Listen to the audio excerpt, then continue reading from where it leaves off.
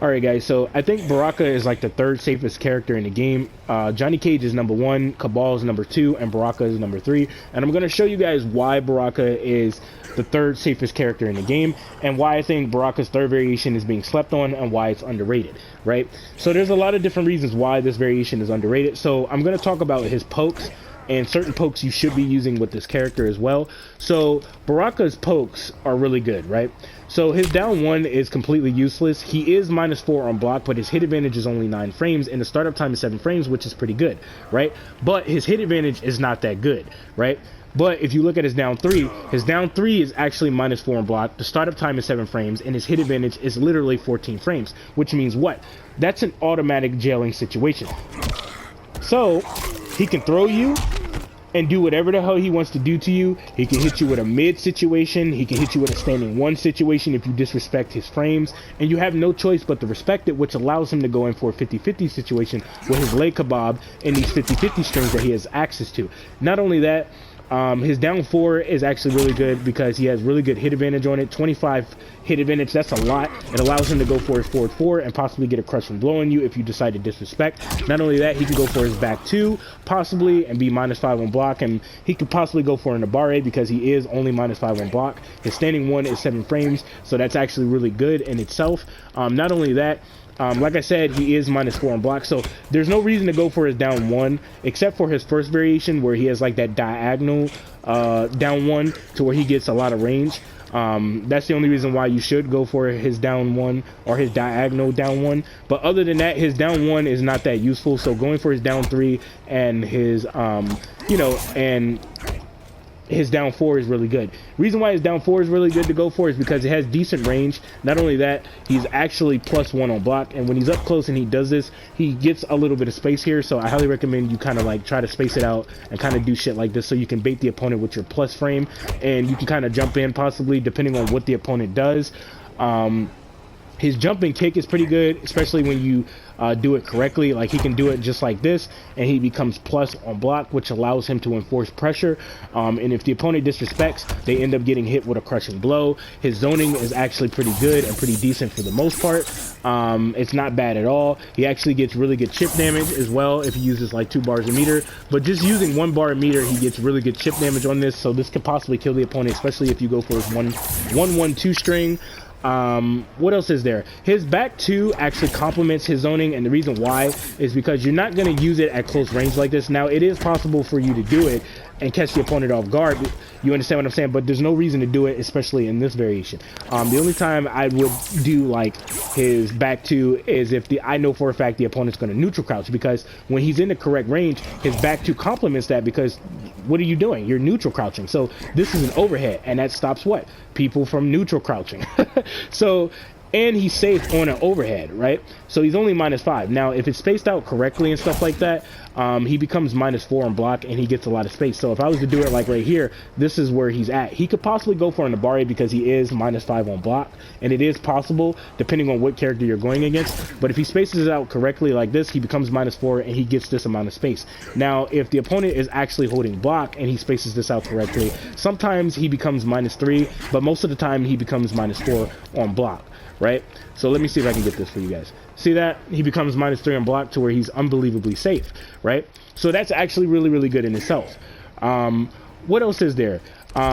His plus strings are really good as well because you can create a mind game. Yes, he has a good amount of flawless block gaps in here. Like his 1-2 has a flawless block gap in it. His 1-1-2 string has a flawless block gap in it. His 2-1+3 string has a flawless block gap in it. His 4-2-1-2 string has a flawless block gap in it. But these don't have a flawless block gap in it whatsoever. And what you can actually do is that you can go for his back 4-2, which is obviously a combo ender. And a good thing about his special moves is that when he does this to you, if he's stuck into the corner, right? Let me show you guys this real quick. So if he's stuck into the corner, right? Oh shit, I fucked that up. All right, there we go. So if he's stuck into the corner, right?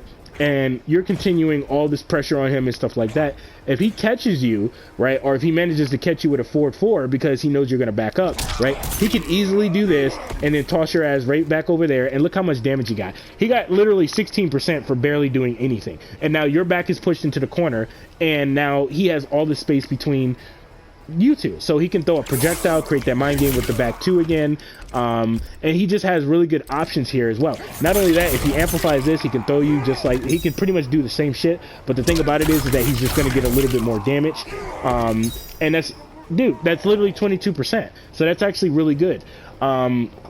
His forward 4 is pretty good too because it's 12 frames, and since he has plus frames, it'll turn into like 11 frames because he's +1 on block. So if you do like 12 - 1 or +1, it's literally 11 frames.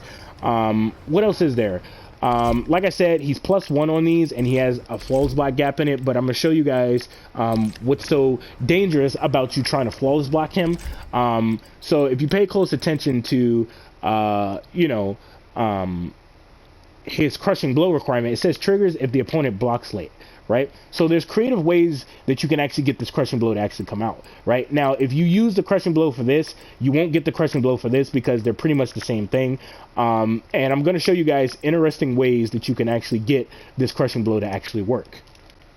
All right, guys, so one thing you need to keep in mind is that Baraka, when he goes for this crushing blow requirement, there's creative ways that you can actually get this crushing blow to work. Some people think that his crushing blow works when he just does it like this, and that is true. You can get it this way as well, so just keep that in mind. His back 4-2 has fantastic range on it.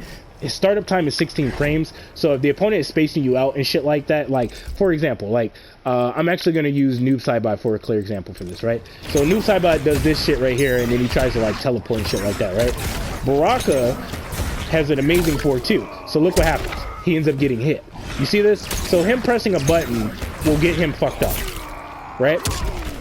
And he'll get hit. So, that's like a little hint towards, Noob Sidebot's little shadow charge or shadow slide shit that he has access to. I just wanted to show you guys a clear example of how Baraka's back 4-2 can actually be used, right? So, back to what I was talking about, right? So, Baraka's back 4-2 complements his plus frames for a lot of different reasons, and I'm going to show you guys why. Obviously, the opponent is obviously going to try and flawless block the third hit of this 1-1-2 string, right? Here's where the dilemma comes into play. Now, keep in mind, when Baraka goes for his back 4-2, and he uses that crushing blow, if you go for his back 4-3 and you try to use that crushing blow, it won't work because both of these moves are pretty much the same. The only difference is that his back 4-3 gives him a lot of chip damage, as you can clearly see here. So let me show you guys that again. If you look at Noob Sidebot's health, just pay attention to it. That's a lot of chip damage, and this is a good way of chipping the opponent out and winning the round, right? And I'm going to show you guys some pretty cool shit here, right? So the crushing blow requirement is off, right? So I'm going to go for Baraka's back 4-2, and if you try to flawless block me and you block too late, you'll see what happens. Just watch. So you can flawless block it like I said, right? Look what happens. You thought that I was going to go for my 1-1-2 string so that way I can be +1 on block, and you got hit with almost a 30% crushing blow. Do you see the mind game here? Do you see how dangerous that shit actually is? So you can cause a serious dilemma towards the opponent because if they try to flawless block his 1-2 situation here, you can immediately change that up and hit the opponent with this. Or if you don't want to do that, you can obviously hit the opponent like this and knock them on the ground and stuff like that. And you kind of get the idea here. See this? See what's happening here? You don't want to use that at all. You really don't want to use that, right? See this? You want to use his back 4-3. See that? Now, if you go for his down 1 into that, then it's understandable. Like, then they won't be able to poke you. But if you go for his down 3 into this, there's a short delay, as you guys can clearly see here, where it's not going to work. So go for his back 4-3, so that way it shuts the opponent out from actually doing that. And like I said, with his back 4-2, that's exactly what you can do here with Baraka's plus frames. If the opponent decides to take it upon themselves to try and flawless block you, they have to take into consideration that this could end really fucking badly where they will get hit with a crushing blow, right? And like I said, you can catch the opponent off guard with his back 4-2 because it has fantastic range, right? So he has a really good back 4-2. Now keep in mind, it starts up at 16 frames and he's really -1 block. So you have to be careful throwing this move out recklessly, right? His back 4-3 is really good for a lot of different reasons as well. So let me show you guys that. So what Baraka can do here is he can create a mind game with his back 4-3, and he gets really good chip damage, as you can clearly see right here. If I call this out, he gets fantastic chip damage, nigga. You see that? So that war banner is very, very important. It's very important because it gives him a lot of damage. And like I said, one of the coolest things about Baraka is that you can't break out of this. Like, if I hit you with this shit, you're not getting out of it. Like, you're stuck, right? And if I have my little war banner thing out, you're not getting out of it at all. And I can get this free damage. I can continue pressure and do whatever the hell I want to do. But back to his back 4-3, right? So the mind game here is that when he goes for this, he can make himself safe, get that good amount of block stun, and he's only -3 on block, right? But there is a flawless block gap in this move. Now, if you fuck up, you will get hit with a crushing blow, right? Now, the mind game is that obviously there's not going to be a gap in that because there's not, right? So let me show you guys that real quick. See that? There's no gap in it. So he can just knock you on the ground, or he can hit you with this. But this is where the dilemma comes into play. If you fuck this up, right, Baraka is going to make you feel that shit. Let me see if I can show you guys this shit real quick. Look what just happened. Now, keep in mind, the crushing blows are off. So that creates a serious dilemma here for you, because now you're going to try your best to be super precise with this, and you don't know when I'm going to do it. That's the problem, right? And when you think I'm going to do it, you get hit with just the last hit of this move right here. Let me see if I can get this. Actually, no, let me back up a little bit more. You get hit with that, which allows me to continue pressure by dashing up and doing whatever the hell I want to do, right? So you kind of get the idea here, right? Now, let's talk about his little leg kebab situation here. So let me actually do that, right? So what's so good about his leg kebab is that he restands you as if he's Johnny Cage, right? So let me further explain this. What's unfortunate about his leg kebab is that it doesn't leave you this close to him, right? It doesn't leave you this close to where he can go into a down 1 into this because he knows that you're going to press a button afterwards, or he goes into a down 3 into this situation right here, right? That's kind of unfortunate, right? But in the corner, this allows him to do exactly what Johnny Cage could do when he restands you with his nut punch, right? He can go directly into a down 1 and get you to respect, right? Or he could just go into a down 3. There's no reason for him to do that at all, but you can go for the down 1 if you want to, and this allows Baraka to do this shit here and make himself safe, and you kind of get the idea here, right? So say for instance you decide to respect the whole thing, right? You decide to respect this and stuff like that, right? You're gonna take a little bit of chip damage here, and you kind of get the idea here, right? And once you respect Baraka's leg kebab, he can continue pressure, he can do shit like this to you. And you know, you kind of get the idea here. He can kind of like do all this and be safe on block and kind of like fuck with you, and you kind of get the idea, right? And mid screen, when he hits you with this, right, he can take advantage of those 5 frames of hit advantage, right, that you guys see right there on my screen, and he can kind of like back up with punish you, predict that you're going to press a button, or predict you're going to backdash, and he could chase after you with a back 2. Not only that, he has 50-50s, right, with this, because if you pay close attention, there's no flawless block gap. So let me show you guys that, right? See this? And what's funny about this is that his 50-50s are completely safe, right? The nigga's only -6 on block, so he's completely safe. So if you go for a high, or you go for a throw, he can uppercut you. If you go for a poke, which more than likely you probably will, you know, he could easily flawless block you afterwards because he knows you're going to press a button. So he has a chance of fighting back. You know what I mean? And depending on what character he's going against, he might be able to go for an Nabare, right? Because he's safe, right? Not only that, his other overhead, which is his 1-2-2, is completely safe as well. He's -4 on block, and if you pay close attention here, right, he has some pushback here to where he's out of standing 1 range and throw range. But not only that, he's completely safe. There's no flawless block gap in this at all. So if I turn this on, there's none whatsoever. And then on top of that, when he goes for his back 4-4, there's space between you guys yet again. So this forces you to go for a poke or go for one of your best far-reaching normals. You get it? So this is kind of like a mini character breakdown, but I'm going to show you guys another thing that's really cool about Baraka. So obviously you can get hit with shit like this, and you know, you can't get out of it. And if Baraka catches you, right, he gets access to a crushing blow, so he can kind of like fuck with you and immediately go into this. And you know, what else is there? Now unfortunately he can't get it with this, which is kind of strange. because it's not that much block stun, I don't think. Like, there's not really a lot of block stun here, so I'm kind of confused why he doesn't get the crushing blow right here. But you kind of get the idea, right? What else is there? He can get his crushing blow to come out because you're going to respect his 50-50 a lot, that you're going to stand up because you think that's what he's going to do, and then he's going to end up hitting you immediately with this, and you're going to forget about it.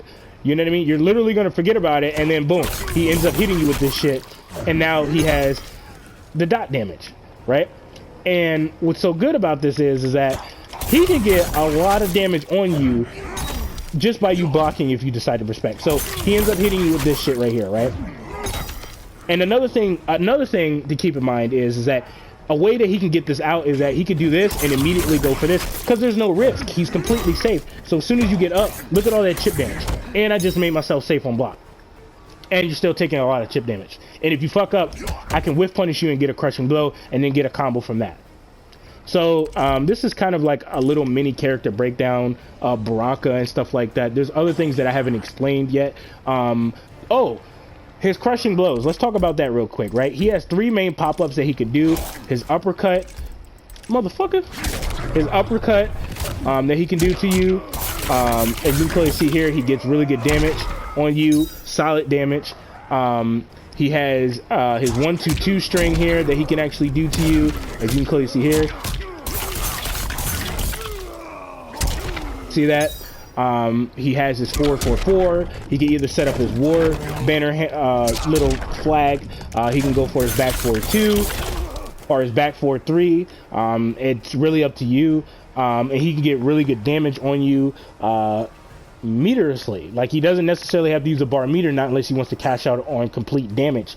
And he has 3 main pop-ups. So if the opponent loses a defensive bar or both of them, and you manage to hit them with one of these 3 options, this is really good for Baraka because now he can pop you up into the air for a combo and fuck you up. And another thing is that if the opponent jumps in with like a jump in 1 or a jump in 2, he can easily do this to you and get solid damage, as you can clearly see here. So it's not like Baraka is weak with combos. It's just that he's not combo heavy in this at all, but he has 3 main pop-ups he can do, and technically 4 because of the anti-air situation. But not only that, his jump in, he can get a combo off of that as well because it leaves him plus on block if you do it correctly. And not only that, like, dude, he's getting solid damage, especially if I get this out and I catch you. Like, dude, I can literally get 27% damage off of 1 straight hit. So you kind of get the idea here.